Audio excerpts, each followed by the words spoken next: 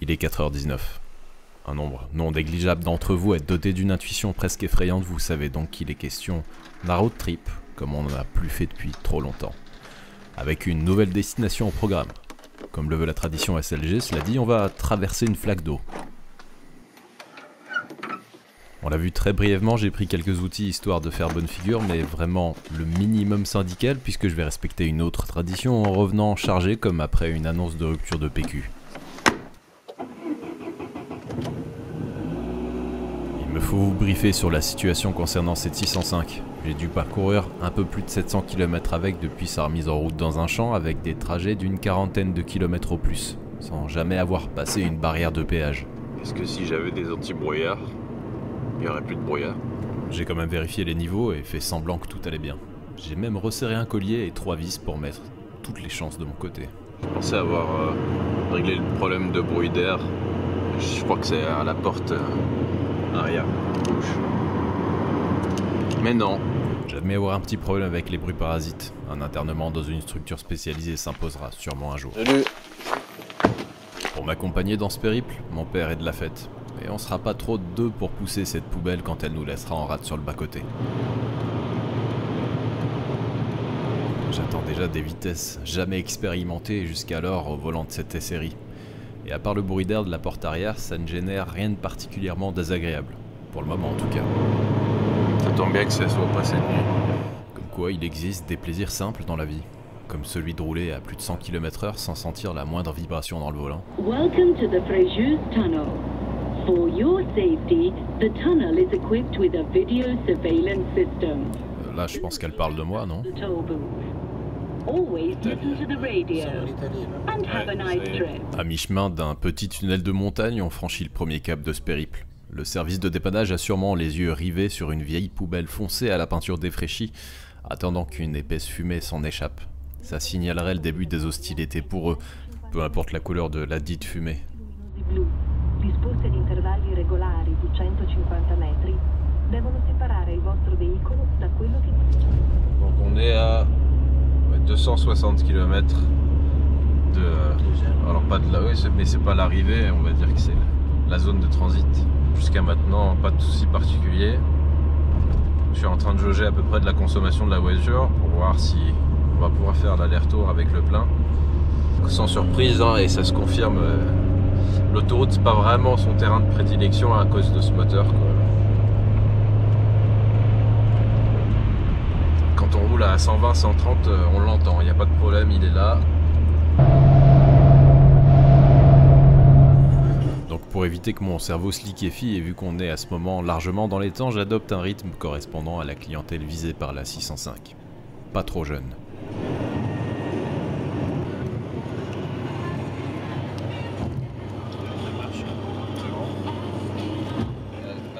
Et le jour se lève, même dans la vallée à moitié immergée dans le brouillard.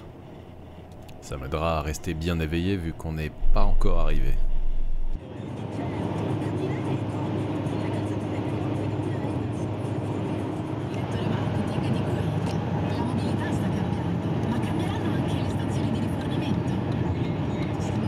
Bon, il nous reste un tout petit peu moins de 200 bornes à faire.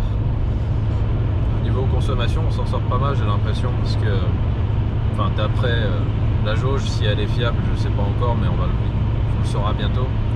J'ai consommé 20 litres et j'ai fait 280 bornes. Je peux déjà dire d'emblée que, avec le 3 litres d'une SV, on ferait pas ce genre de consommation. Bon, à ce stade, je suis navré, mais il n'y a pas de rebondissement, hein, donc j'ai pas grand chose de plus à vous dire.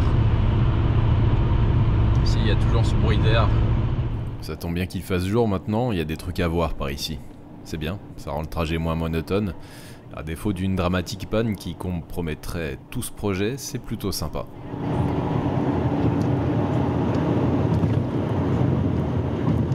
Je suis vraiment désolé, il se passe toujours rien. J'ai juste remarqué que la vitre côté passager ne fonctionne plus comme prévu.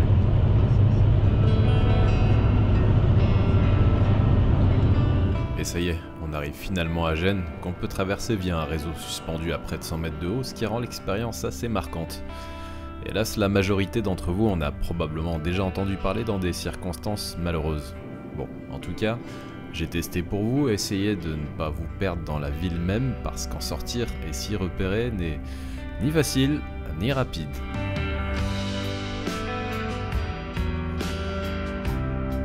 En tout cas, ça ne manque pas de caractère.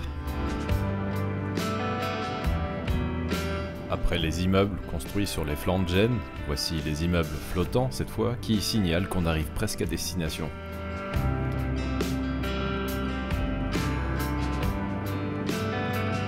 Et non, ça aurait pu être sympa, mais c'est pas là-dessus qu'on va embarquer.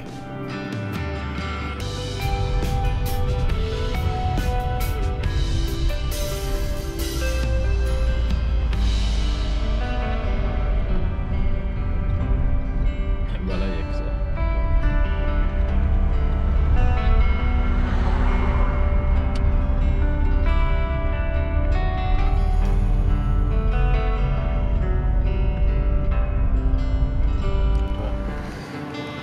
Bon bah c'est bon, on y est. Et moralité, se perdre à Gênes n'est pas une très bonne idée. C'est un peu long de retrouver son chemin après. Mais là normalement ça le fait.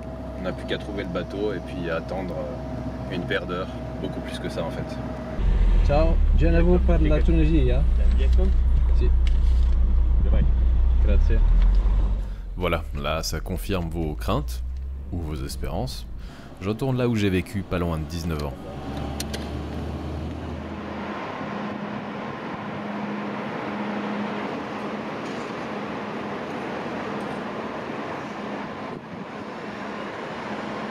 Je vois que par ici certains ont ramené leurs jouets et que un bon nombre d'entre eux doivent valoir au moins 300-605 SRI abandonnés dans un pré.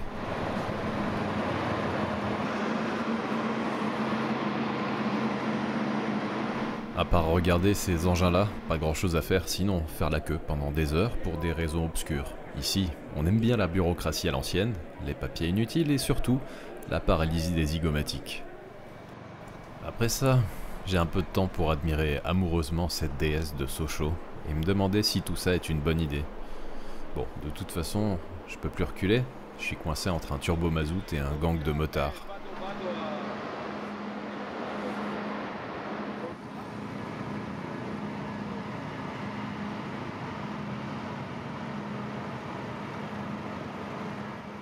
Ah, enfin de l'action. On dirait qu'on va pouvoir embarquer sur le Splendid, qu'on puisse vérifier s'il a été bien baptisé. Bon, allons-y.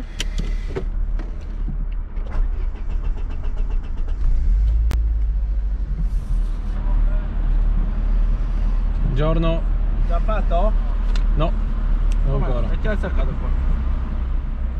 Se hai bisogno di un altro? Non l'ha controllato, nessuno l'ha controllato, ci ha però- tutti lui. Chi però- glieli ha rotti i biglietti? Sì. L'ha fatto tutto lui, Ah. nessuno ci ha passato.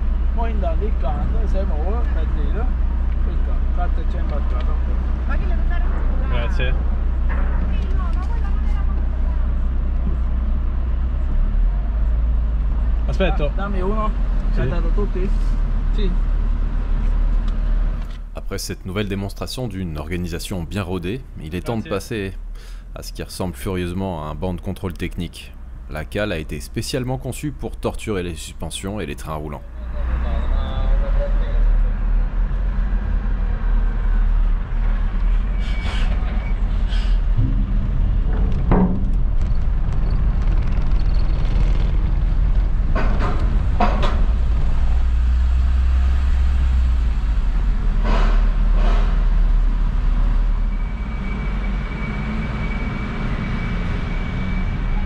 C'est quand même dingue quand on y pense, on construit des parkings à étages flottants en plus des immeubles. Et là en plus ça reste un petit rafio comparé à ceux qui transportent les cargaisons de voitures neuves en partance d'Asie.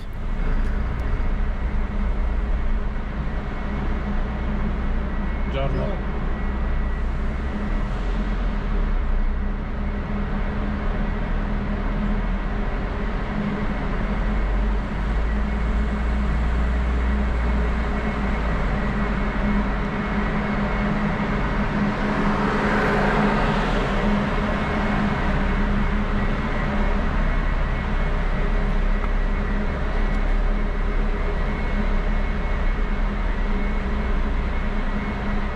Bon bah c'est bon, on y est, à l'intérieur. Rien à dire sur cette voiture, elle a très bien fonctionné, elle n'a pas beaucoup consommé. Elle continue sur la lignée de l'ennui. J'avoue qu'aujourd'hui ça m'arrange bien. Déjà presque 500 km de fait. C'est honorable. Soi-disant qu'on a consommé un peu plus de 30 litres. Ça fait une bonne conso à 7 litres au 100 à peu près. C'est assez inespéré, je trouve.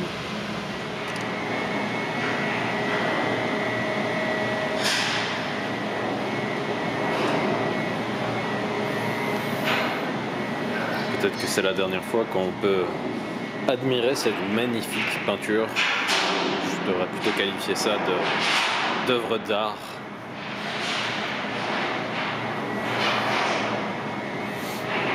Bon, ici j'ai trop honte, j'ai caché.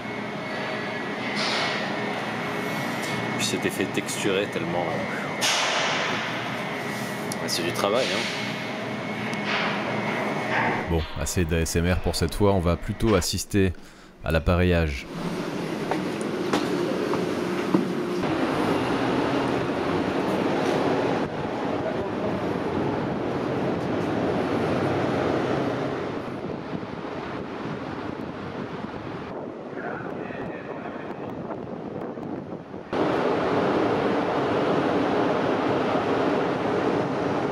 Pour l'aller, on a opté pour la solution économique, mais pas trop, avec la cabine intérieure. Le risque de cette solution, c'est que vous vous retrouvez avec 3 cabines adjacentes potentiellement bruyantes. Mais bon, ça fait partie du lot de la traversée. Tiens, il faudrait que je trouve où ils se fournissent en échappement, ce serait plutôt saillant installé sur la DB7. Tiens, puisqu'on est là-dessus et qu'on aime les machins qui font du bruit et de la fumée, quelques informations sur le vaisseau sur lequel on a embarqué pour 25 heures. Le Splendid est déjà un vieux ferry puisque sa construction a débuté en 93. Il faisait à l'origine 188 mètres jusqu'en 96, année durant laquelle il a été coupé en deux pour ajouter une section longue de 26 mètres portant le total à 214. La raison en est simple, visiblement, les bateaux de la compagnie étaient complets durant la période d'été. Il peut alors embarquer jusqu'à 2200 passagers en plus d'1 millier de voitures. Si on avait accès à la salle des machines, on y trouverait 4 8 cylindres en ligne développant un total de 31 000 chevaux. Bon, par contre, malgré ça, la vitesse, c'est pas son point fort avec une vitesse de croisière donnée pour 23 nœuds.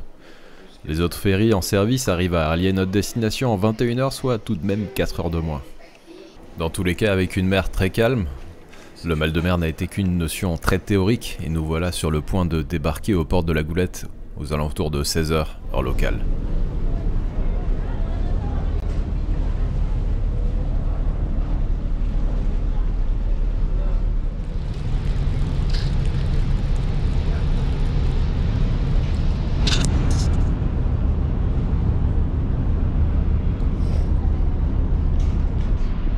Si le nom de cette compagnie vous est familier, c'est peut-être normal. Un de ses équivalents en porte-conteneurs, Ulysse, est désormais connu pour avoir éperonné un pétrolier en pleine Méditerranée sans que les responsabilités soient clairement assumées.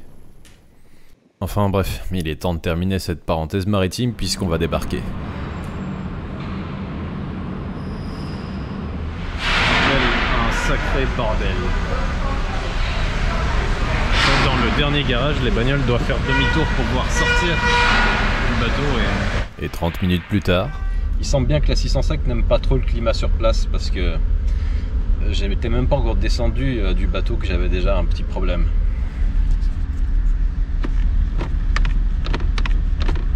C'est un problème. Donc j'ai perdu première, seconde, cinquième, marche arrière je suppose. J'ai réussi à mettre la 3 et la 4.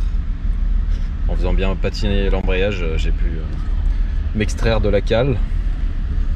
Maintenant, ce serait bien d'arriver à solutionner le problème. Logiquement, c'est un souci de tringlerie ou de liaison avec la boîte.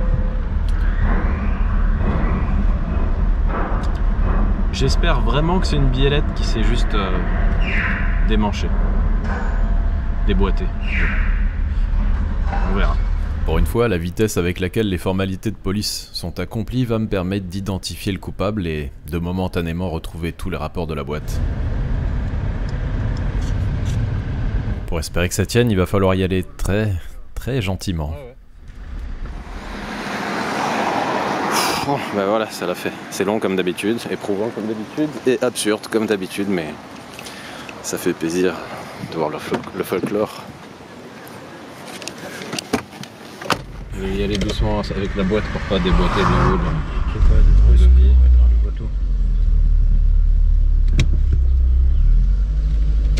Première leçon à retenir sur les routes tunisiennes, mais ça c'est l'expérience qui parle. À droite là. Faites à peu près comme si la route était enneigée, même si elle l'est pas. Remarque, vous avez un indice, elle est extrêmement brillante. C'est un petit peu comme si elle était verglacée, et même s'il fait 29 degrés, partez du principe que c'est le cas. Parce que ouais, c'est très glissant, et même avec des pneus neufs, c'est surprenant des fois. Deuxième chose auquel faire attention, pas se faire emboutir la bagnole juste à la sortie du port. De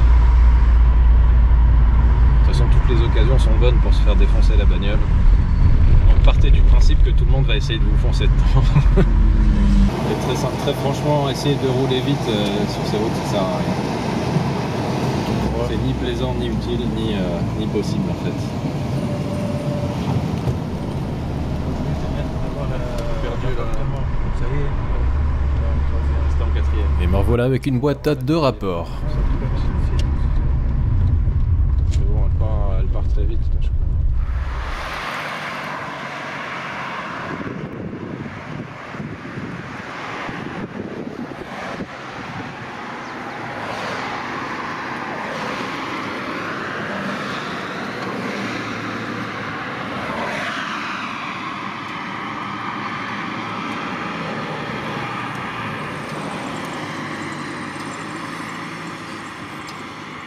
Bon. On va devoir trouver une solution plus durable en arrivant à base de colle contact. Pas trop,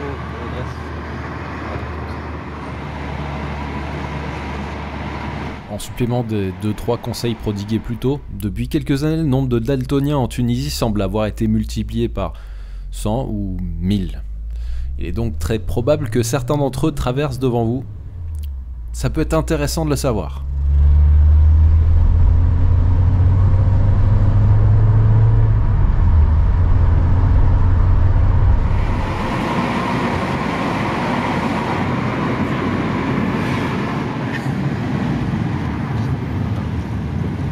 Tu l'aurais oublié. Voilà, après une nuit de coma, c'est l'heure d'aller voir si on nous a oubliés ou non. Et puis la veille, j'ai mis à exécution le plan hautement technique à base de colle. Si ça pouvait tenir, ce serait pas mal. Ça a pas l'air trop mal. Je peux pas l'arracher à la main. Bon, je suis pas forcément. J'ai pas forcé comme un taré non plus, mais ça devrait aller. Je la trouve bien dans son élément quand même ici. Hein. Elle fait un peu poubelle locale. Ça commence à être vraiment vieux par contre pour la Tunisie, hein. On n'en voit plus beaucoup des caisses aussi anciennes, peut-être, enfin, ouais, probablement encore moins qu'en France je pense. Parce que rouler par ici c'est quand même une sacrée épreuve d'endurance pour les caisses. Et même si à la fin les gens les gardent vraiment jusqu'au bout, le bout finit par arriver.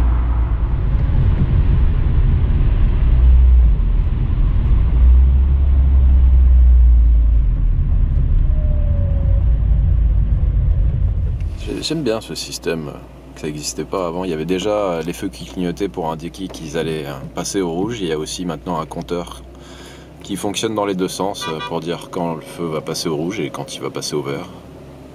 C'est un peu les feux de travaux permanents. C'est pas con.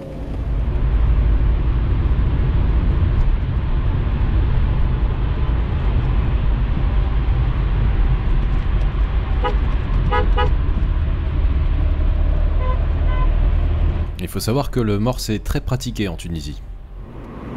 Et là, je constate avec stupéfaction que les piétons utilisent enfin les passerelles au lieu de traverser la route à 12 voies. Ça prouve l'existence des miracles. Même ici, cette bagnole s'est particulièrement mal vendue et c'est toujours aussi ignoble d'en voir une.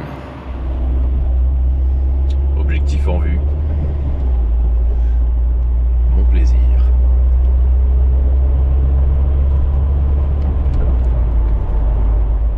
Et pas une seule collision sur le trajet, je tiens à le souligner.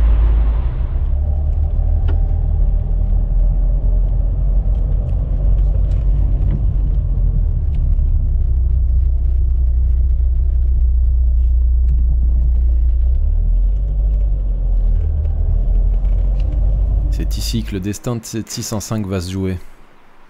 En l'état, elle court toujours le risque de se retrouver de nouveau dans un champ parce qu'elle ne fait pas assez collection pour ses plus de 30 ans. Donc si tout se passe comme prévu, ce garage va bosser dessus non-stop dans les jours à venir pour qu'on récupère une 605 qu'on croirait sortir d'une brochure de la marque. Si elle pouvait éviter de finir comme cette 4L, ce serait bien.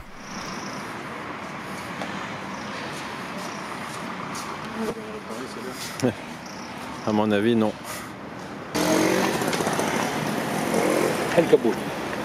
Bon, le gérant nous a bien réservé du temps cette semaine, ça commence plutôt bien. On fait donc le tour de la voiture pour qu'il constate qu'en effet c'est une base très saine. Et puis on en profite pour faire la checklist de ce qui est abîmé ou manquant. Après ça, Khalil qui nous a recommandé ce garage vient nous rejoindre. Non, ce n'est pas lui. Voilà notre contact qui arrive. C'est un abonné à qui je dois une fière chandelle, ainsi qu'à un certain Bae que je remercie en passant. Bess. Tu vas bien? Ouais, toi. Merci, ça va. C'est celle-là qu'il a peint il y a combien de temps? Il a fini il y a un an. J'ai retrouvé quelques photos montrant son état avant les travaux. Et il y avait de quoi faire. C'était la voiture de son père, elle méritait donc une belle restauration. Le résultat me semble plutôt convaincant et c'est ça qui m'a décidé à choisir ce garage. T'as pas eu de mauvaise surprise depuis? Non. Ça bouge non, pas? du tout. Oh, tant mieux. Côté étellerie, non, pas de mauvaise surprise du tout. L'intérieur aussi a bénéficié d'une rénovation locale. Les sièges ont été entièrement refaits et c'est assez bluffant je trouve malgré les tâches dues à l'utilisation au quotidien. Mais assez traîné. On a affaire à Tunis Centre. Je vais en profiter pour vous imprégner un peu de l'ambiance de ce centre-ville qui n'a finalement pas beaucoup changé en 20 ans, contrairement à beaucoup d'endroits en Tunisie. Si on exclut l'artère principale, l'avenue Bourguiba qui est aujourd'hui bien barricadée. Ça fait un truc de plus à s'occuper. Il n'a pas porté une casse. Ouais. C'est pas chercher.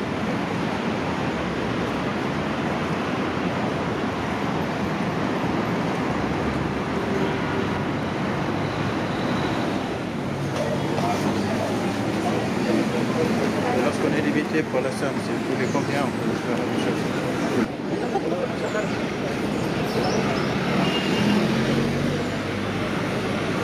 Bon et puis, comme j'ai un truc avec les chats, il y a de quoi faire ici.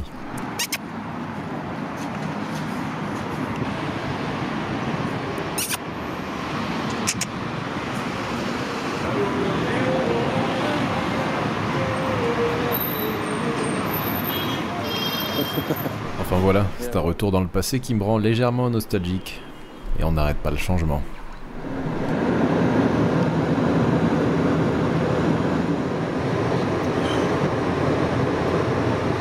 Et comme il n'y a pas que les chats qui m'intéressent, j'en profite pour vous montrer cette E21, croisée par hasard.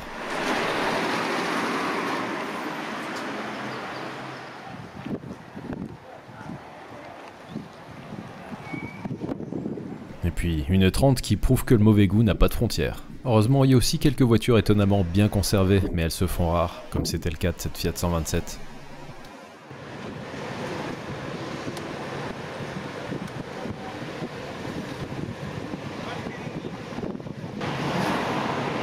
Retour par Carthage pour rejoindre la Marsa et 2 jours plus tard on repart prendre des nouvelles de la Sochalienne. Sur le chemin je remarque que l'hégémonie des constructeurs européens et particulièrement français est clairement sur la fin avec l'omniprésence de véhicules récents tout droit arrivés de Chine.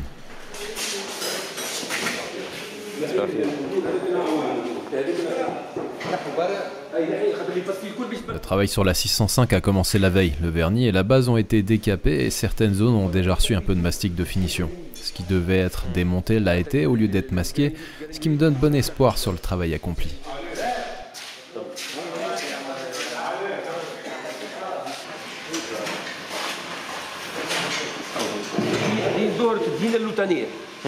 On a décapité باش هذاك البرني هذاك بسد بمرور الزمن وبالشمس. وفي في بالصحه. مازالت البارتي هذه ما هيش ماسكه كيما الاخرين. قلت ابد جميل. كمل جميل ابد جميل. À ce stade, rien à redire. Il va falloir attendre que l'après-garnissant soit passé. J'espère surtout qu'on sera bien dans les temps.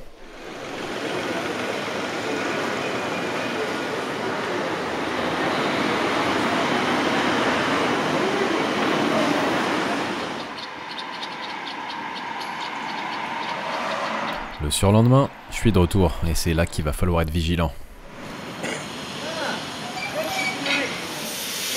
Ils ont déjà réparé et renforcé la partie du pare-choc avant qui était cassée. Je vois des agrafes et du mastic fibré. J'aurais pas fait mieux. Ça me va. Le reste de la voiture est en après qui a commencé à être poncé. Je remarque quelques légers enfoncements encore visibles et une arête de coffre qui manque un peu de ponçage, mais dans l'ensemble, ça m'a l'air assez encourageant.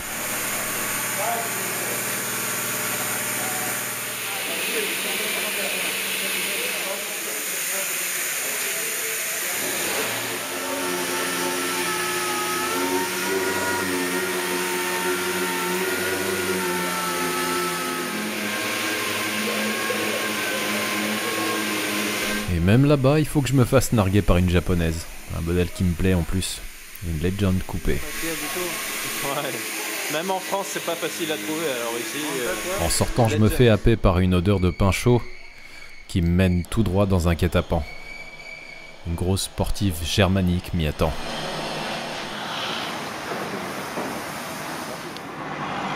Et voilà, le temps file et on est déjà à la veille du grand jour. En principe, je dois récupérer la voiture demain, puisque notre bateau de retour, c'est demain soir. J'ai pas eu de nouvelles du garage, donc j'avoue que j'ai une petite pointe de stress ce soir. Mais on va se baser sur l'adage qui dit que quand il n'y a pas de nouvelles, c'est une bonne nouvelle. Je vais essayer de dormir et puis avec un peu de chance, je pourrais vous filmer le résultat final de cette peinture tunisienne demain.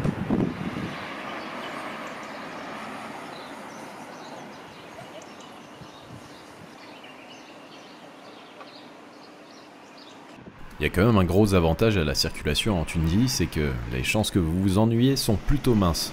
Ah tiens, une autre Fiat 127 qui mériterait l'appellation Speciale. Bon allez, avance rapide. 10 minutes plus tard, on arrive devant le garage. Je cherche la 605 des yeux sans la trouver. Je suis comme un gosse le matin de Noël. En fait, je sais pas trop à quoi m'attendre, j'espère juste ne pas être totalement déçu. Et au final, on est passé devant sans l'apercevoir. Elle est juste là. Et franchement, l'appréhension de la déception s'efface très rapidement. Les gens m'expliquent que les seules pièces non remontées sont les bandeaux de porte et les sigles, comme je l'avais demandé.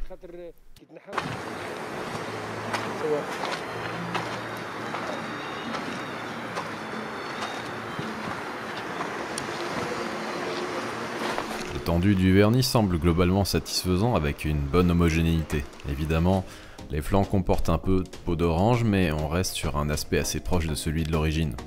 Après, dans tous les cas, quand on pense à l'état de départ, ça fait franchement plaisir à voir, non? Alors je pense pas l'avoir mentionné, mais la teinte de cette 605 est vert Sorrento M4 RM. Je le précise parce qu'elle paraît souvent noire ou bleue selon l'éclairage ambiant, alors que non, en fait elle est verte.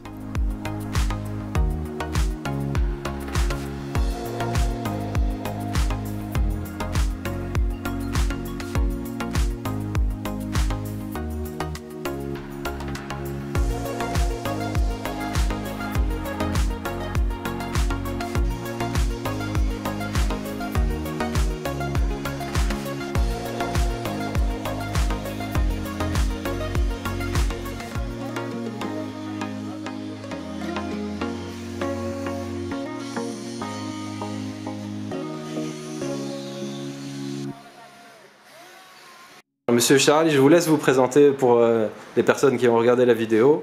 Charlie Monsef, je suis ici depuis 1983. J'ai exercé la mécanique avant chez mon frère, ce qui s'est décidé, ça fait 3-4 ans à l'arrière. Ouais, Polygarage, vous l'avez ouvert? Il est créé depuis 1983. Tout le monde vous connaît ici? Oui, vous pouvez dire, oui.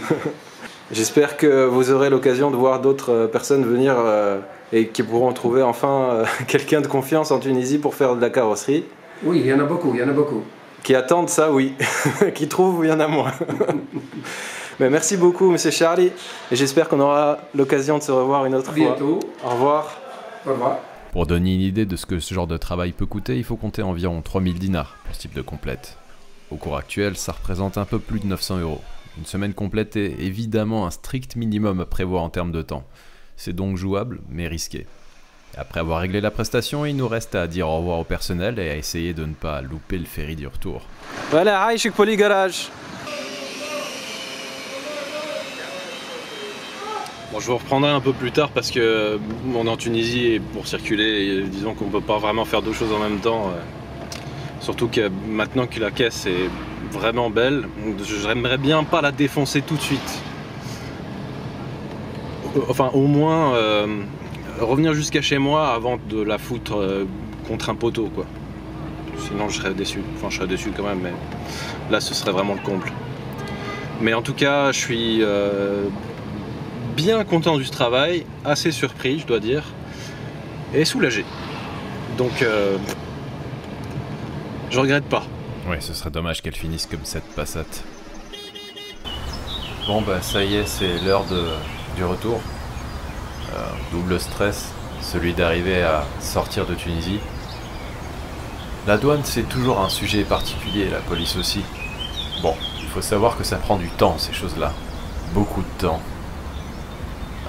L'autre danger c'est celui de ne jamais arriver à destination, puisque on est quand même dans une Peugeot qui a 32 ans. 31, je sais plus trop. Ah bah le voilà, tiens. Il prend son temps, comme d'habitude. On est dans les temps. Un dernier arrêt pour prendre quelques sandwichs à Waldel Bay. Et on repart vers la Goulette.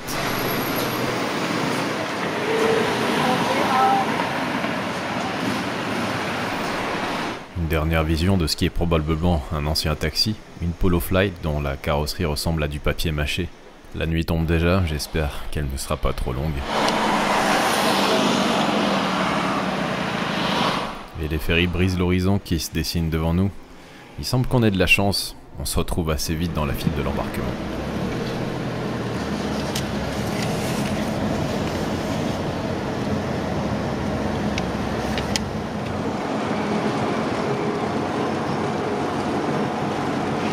Ça me fait du mal de dire que c'est mal organisé parce que ça voudrait dire qu'il y a une forme d'organisation. Et c'est pas le cas. Malgré tout, on a réussi quand même à aller assez vite, ce qui est un miracle. Et on attend pour monter maintenant.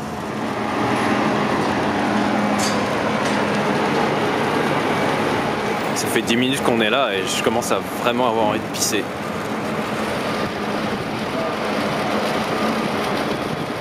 Apparemment chez GNV, ils savent qu'ils font de la merde, donc il faut surtout empêcher les touristes de montrer ça. Mais je vous ai rien montré, hein. Stop! Stop! Stop! Stop! فهمني ايش حاب اكثر من هيك. هون حطينا هيك.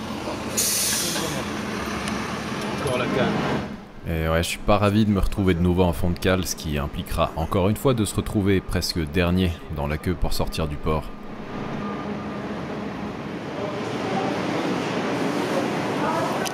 Allez, on est reparti. Il est environ 22h sur place, on arrivera donc un peu avant minuit à Gênes le lendemain.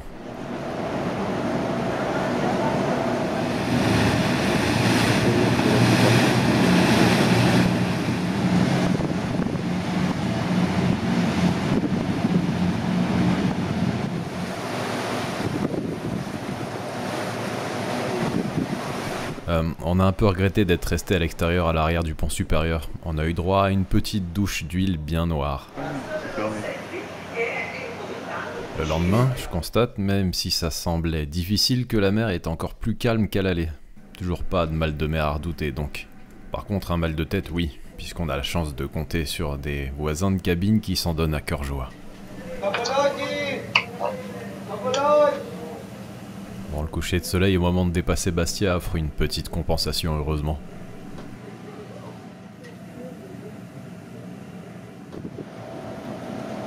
Vers 23h, Gênes est en vue. La nuit est douce et j'espère qu'elle sera surtout calme en matière d'avarie mécanique.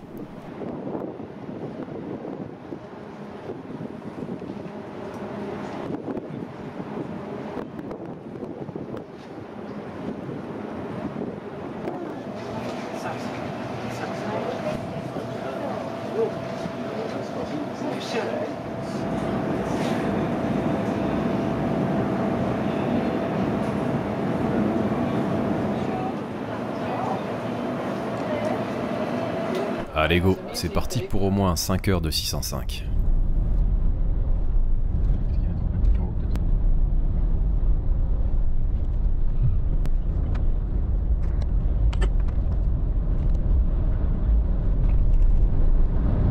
Oui, tant que j'y pense, salutations aux personnes qui sont venues à ma rencontre, à l'aller et au retour.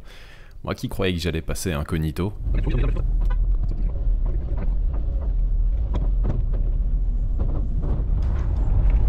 Au début, je me suis dit qu'au garage, ils avaient peut-être pas tout à fait remonté les optiques comme au départ. Vu que là, j'éclaire le ciel. Puis je me suis rappelé que je transportais au moins 300 kg de bordel à l'arrière. Heureusement, les moteurs de réglage en hauteur du faisceau fonctionnent. Ça peut peut-être changer.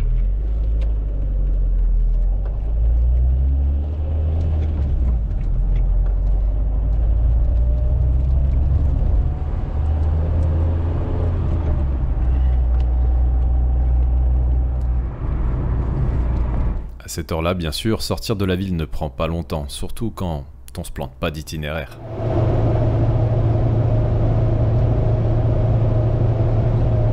Pour vous donner une idée du niveau sonore, je vous ai préparé quelques séquences. À 110, c'est tout à fait supportable.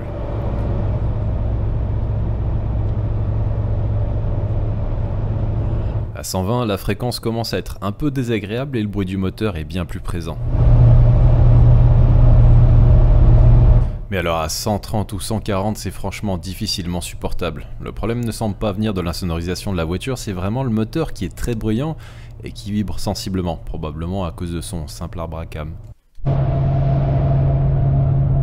Et puis j'entends un bruit sourd suivi d'une vibration bizarre au-dessus du pare-brise.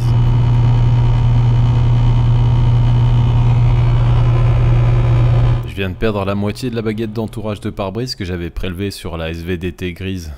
Dommage.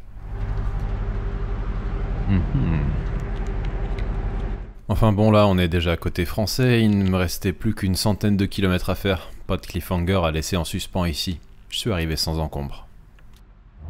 J'ai fait une pause, j'ai déposé mon covoitureur et j'ai dormi quelques heures. Et bon bah là, on peut dire que le suspense est quasi absent. Il me reste, je sais pas, 30 bornes à faire, un truc comme ça. Donc à ce stade, il faudrait quand même vraiment manquer de peau pour rencontrer un problème. Franchement, je pensais pas recevoir un baptême de cette qualité ni aussi rapidement.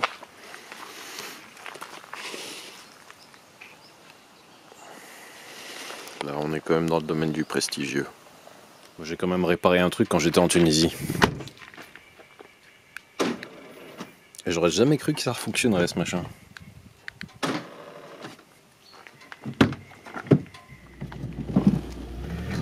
Je viens de découvrir un bénéfice insoupçonné des cales d'élargissement pour les roues. Maintenant, il est possible de passer les dodanes sans rien sentir. Il faut bien viser, mais ça se joue sûrement à 1 cm près, mais si on y arrive, voilà. On entend les pneus, mais aucune secousse.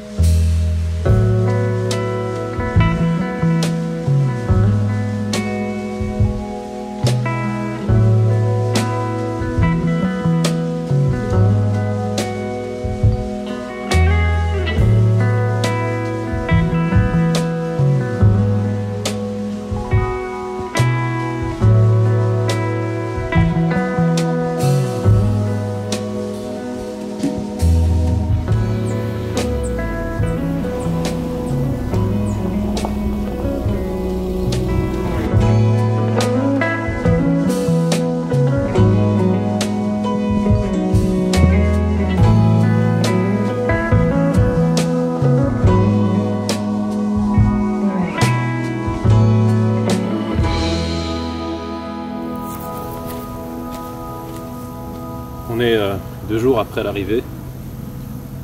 Je suis toujours content du travail. Bien sûr, j'ai découvert des défauts que j'avais pas vus au début, c'est toujours le cas. Et il faut arrêter de penser qu'on peut réaliser une peinture absolument irréprochable, c'est juste impossible. On peut s'en approcher en passant beaucoup de temps après en correction. Là, il faut quand même bien avoir en tête que c'est un travail réalisé en 5 jours. En soi, c'est déjà un petit miracle qu'ils aient pu faire ça dans les temps. L'avantage, c'est que les défauts que j'ai trouvés, la très grande majorité, en fait, je peux les corriger moi-même. Donc, je pense que sur la dernière journée, ils ont essayé de faire le maximum pour eux-mêmes le faire, sauf qu'ils ont manqué un peu de temps. Donc, il y a quelques endroits que j'ai vus où il faudrait repasser une petite passe de polylustré très léger. J'ai une petite couleur aussi sur l'aile arrière gauche qui est difficile à voir, mais elle est présente et bon, ça doit pas être bien difficile à corriger parce qu'ils ont assez chargé en vernis, donc ça se fera assez bien. La voiture a quand même exceptionnellement bien marché et certes ça fait que un peu plus de 1000 km, mais déjà je suis pas un très grand rouleur et du coup j'avais pas vraiment éprouvé la voiture, je savais pas trop à quoi m'attendre. J'ai eu, à part le problème de tringlerie de boîte, vraiment aucune mauvaise surprise avec la voiture en elle-même. Malheureusement, j'ai perdu la baguette qui fait l'entourage du pare-brise pas longtemps avant d'arriver à destination sur le retour. Je sais pas si j'arriverai à en retrouver une. Celle que j'avais déjà, elle était incomplète, il manquait une partie côté conducteur. C'était mieux que rien, mais bon, là j'ai plus rien. Extérieurement, ils n'ont pas eu le temps, puisqu'il y avait une phase de collage évidemment à respecter, de remettre les baguettes. Et ça m'embête vraiment de les remettre parce que j'aime beaucoup la voiture sans. Je pense qu'elle a dû être dessinée d'ailleurs initialement sans ces baguettes parce que la ligne est vraiment épurée. Il va falloir les remettre parce qu'il y a des trous en fait malheureusement. Pareil, je leur ai demandé de ne pas remettre les logos parce que je voulais faire le placement moi-même si j'ai décidé de les remettre. Une 605 sans logo, c'est toujours un peu bizarre parce que le bandeau là est quand même assez vaste. Vous en pensez quoi, vous? Je me tâte un peu. Peut-être que ça serait mieux avec quand même. En fait, ce voyage il tombait très bien parce que ça me permettait de compenser le retard que j'ai accumulé cet été à cause de déboires qui n'ont rien à voir avec la chaîne. Et ça, plus le travail accompli par le garage Torrent, c'était vraiment super bien tombé. Donc après ça, ne croyez pas que je vais tout déléguer à partir de maintenant. Non, je vais continuer à faire mes propres conneries. C'est important quand même, parce que sinon, je pourrais jamais progresser. En fait, ce voyage en particulier, aller en Tunisie pour juste faire une peinture, enfin pas que, mais en profiter pour la faire en tout cas, j'y pense depuis 2010 ou 2009, je sais plus. C'était quand j'avais la 190E 2 litres 316. Elle avait des défauts de carrosserie, il n'y avait pas de coup ni quoi que ce soit, c'était juste le vernis qui se barrait. Et bon, c'était un peu dommage, donc j'avais envisagé le truc sans aller au bout de la démarche. Donc il m'a fallu plus de 10 ans quand même pour me décider à vraiment le faire, et je regrette pas du tout. Surtout que évidemment, comme tout s'est bien passé, c'est facile de dire ça. Mais c'était un bon moment aussi, j'aime bien les traversées en ferry, même si à vrai dire je pense que je choisirais une autre compagnie. Il en reste une que j'ai pas testée.